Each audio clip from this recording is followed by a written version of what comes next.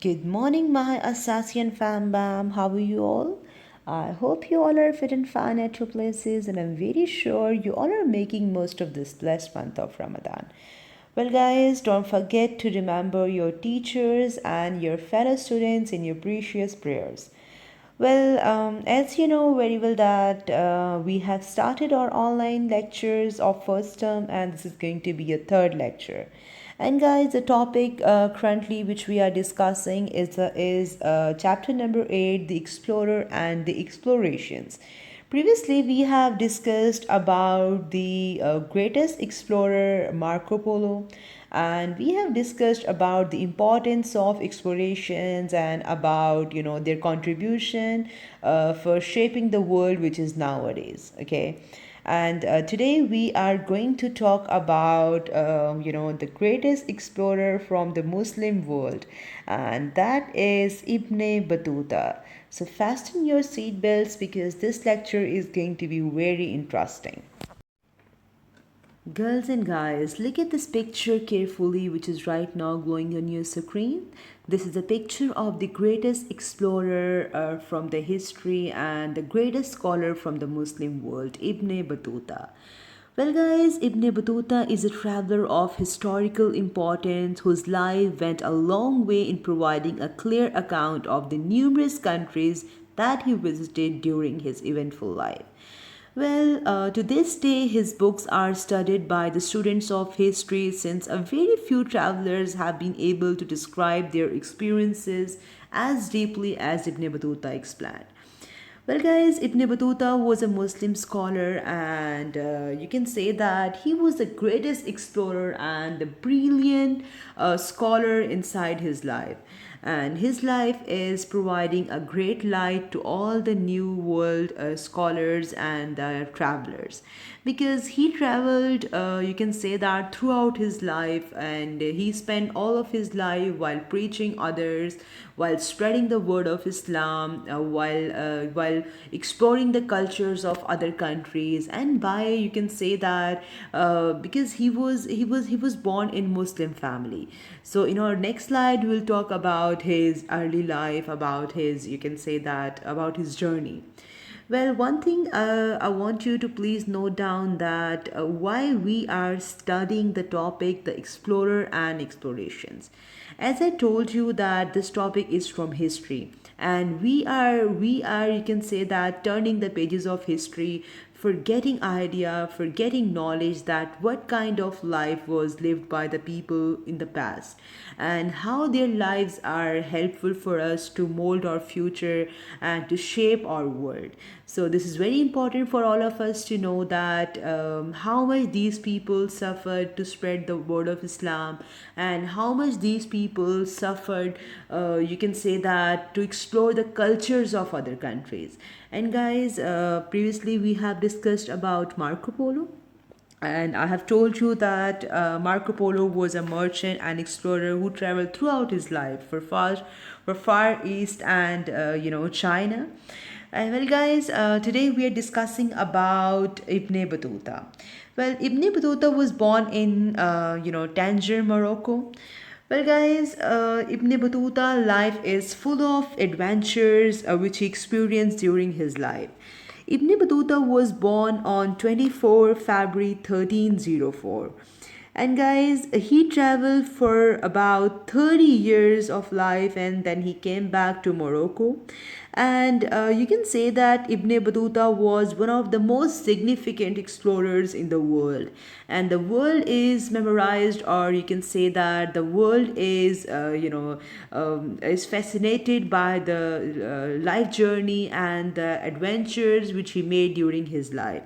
And guys, he wrote his autobiography in detail about his all the exploration which he made during his life. And today in this lecture, we'll try to cover a bit of his explorations, and I hope you guys will enjoy this lecture. So fasten your seatbelts. Yes, guys, look at the timeline of Ibn Battuta. As I told you that he was born on 24th of February 1304 in Morocco, and Tangier is the name of the city where he was born, and the country name was Morocco. Well, guys, he was, you can say that, 21 years old when he left Tangier for the traveling purpose, and he spent approximately 30 years of his life while exploring the different countries and different type of cultures. Okay, he was from the Islamic family. He was born in Islamic family and religious family. You can say that. His father was, you can say that, a well-known scholar. His family, he was born in the family of scholars. Okay, and he spent his life while learning about the great Islamic values, and then he decided to travel one country to another country to explore their culture, their values, and he wanted to experience the world. He wanted to experience he wanted to experience that what kind of culture is in other cities and other countries. As you know well that nowadays we guys have lots of social media type of communication platforms where we guys can communicate in a second to any part of the world. But back in history, we guys didn't have such kind of facilities, so people travel from one country to another country to get idea, to get explore, to for the sake of exploration, and for the sake of knowledge, and for the sake of search of information and resources. So on that time they travel, and to see what type of life other peoples are living. Nowadays we guys can see what type of life is in Morocco, in different type of the parts of the world, such as USA, Canada, any country you can name, on one click. Okay, so we can see that what type of culture the people have in the other part of the country, other part of the world, on a one click. But in the past, these guys didn't have such kind of facilities, so they used to travel, for this purpose. Well, guys, as you know that we are studying about the significant explorer from the Muslim world, Ibn Battuta. Well, guys, he traveled approximately for 75,000 kilometers, to throughout his life, and almost he met to all the greatest explorer from the history, and he met with all the Muslims. You can say that all the Muslims rulers as well, because he traveled almost all the Muslim countries, and his full name was Abu Abdullah Muhammad bin Ibn Battuta. Okay, and guys, he traveled to Morocco and the different important, well-known, countries of the world, such as Syria, Damascus, Medina, Iran, Iraq, East Africa, and Oman, India, Syria, Palestine, Asia, and many more. Well, guys, it is very difficult to cover all of his journey and adventures which he made during his life in one lecture. So, inshallah, very soon in our next lecture, I will add a video. I'll add a video clip inside our lectures, which will be helpful for you to get more idea about his explorations and about his early life.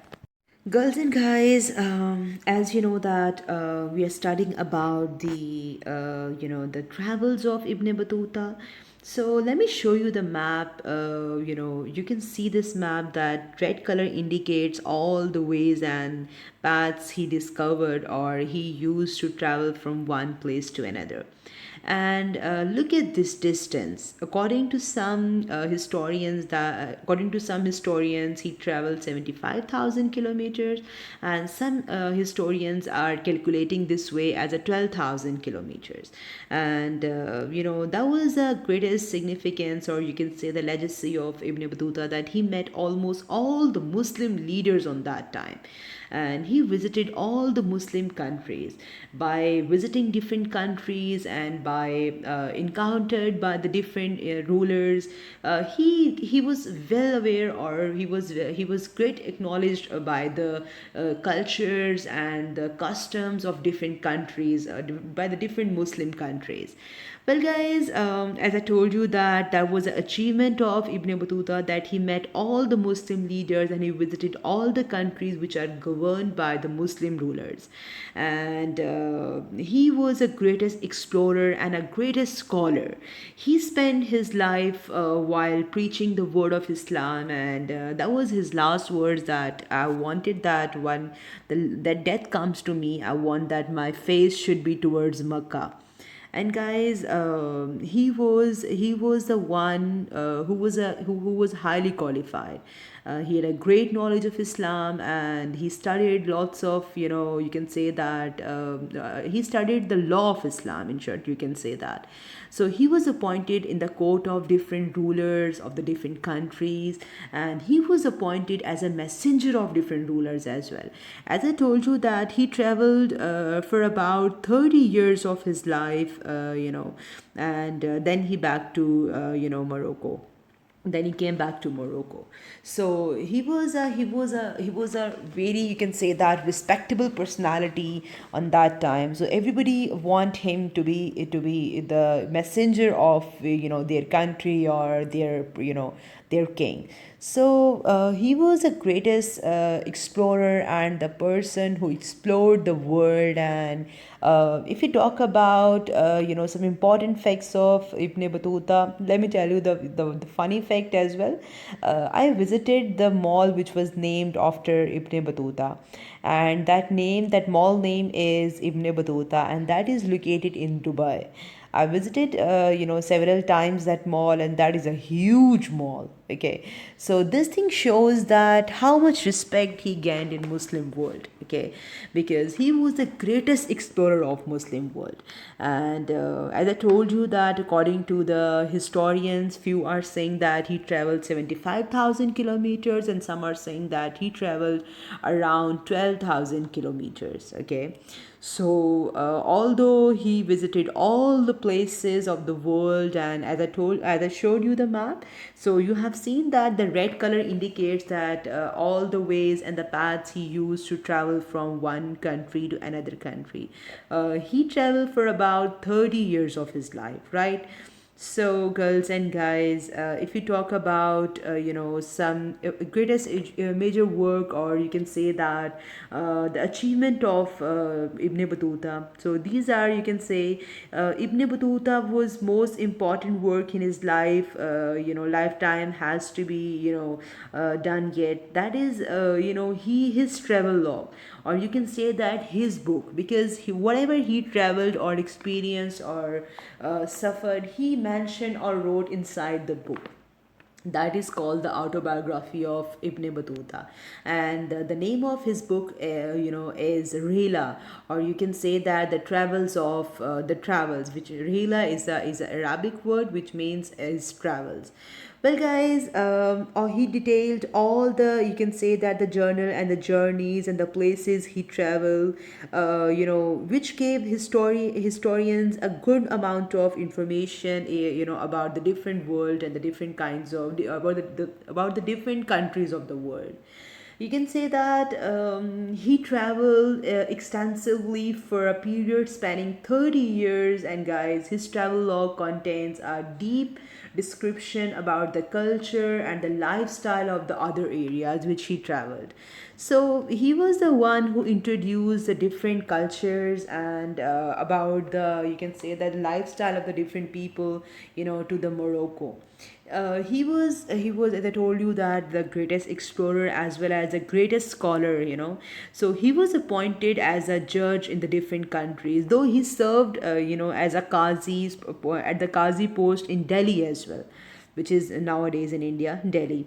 So he spent his life while spreading and the legacy of Islam, and while letting the world know that how the Muslim scholars work. So he was the one who spent the time with the different rulers of the Muslim countries, and he was appointed as a messenger of different rulers, right, girls and guys?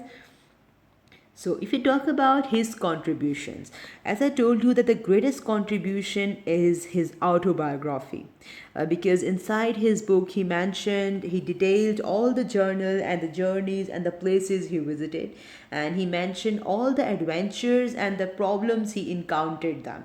He mentioned inside his book. So his book is a, you can say that, is a great for is it has a good amount, of information for the new historians. Well, guys, like Marco Polo, Ibn Battuta dictated the stories of his traveling, and to writes who could turn them into a book. Okay, and girls and guys, Ibn Battuta books is called the Relas, which mean the travels. Okay, and he was a greatest Islamic judge and a qazi, you can say that, which is easy to understand for you. Who was a qazi is a person which named in modern language as a judge. He was appointed as a judge in different parts of the world. As I told you that he traveled for about 30 years of his life. So his life journey is a greatest example for all the new historians, for all the new travelers, that how they can explore the world. Okay. So, girls and guys, that is the conclusion that, he was an eye opener for the world, and he was an influencer, and he was a greatest Islamic scholar who served, who served in different parts of the world as a qazi, and he was the one who linked Islam with other cultures. So these are the greatest development and contribution towards towards world from his side. So if we talk about that, what we can learn from his journey. Well, guys, he traveled while preaching Islam. So, if we talk about in the perspective of religion, he was the one who spread the word of Islam while traveling, while visiting the different countries. So, whatever you are doing, whatever your job is, whatever your profession is, don't forget to spread the word of Islam. Okay. So, the message which I can give you through this lecture is, if you are a student, you are studying, but you can spread the word of Islam. If I'm a teacher, I'm teaching you, I can spread the word of Islam. So that's what he did. Okay, he traveled almost almost 30 years of his life. Okay, and while visiting different countries, he was spreading the legacy of Islam. Okay, so girls and guys, that's all from our today's lecture. I will see you in your next lecture. Till then, take care of yourself. Make sure do whatever you want to do, but do not trouble your parents, your teachers, your tuition teachers, your siblings, and that's it. Bye bye. See you.